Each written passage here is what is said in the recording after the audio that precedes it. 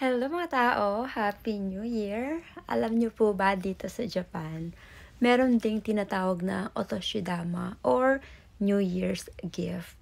Ito yung nagiging traditional po nila na binibigay ay pera para sa mga bata, sa mga anak nila or sa relatives or friends. Pero may limit po kung magkano ang ibibigay. Kapag preschool, 2,000.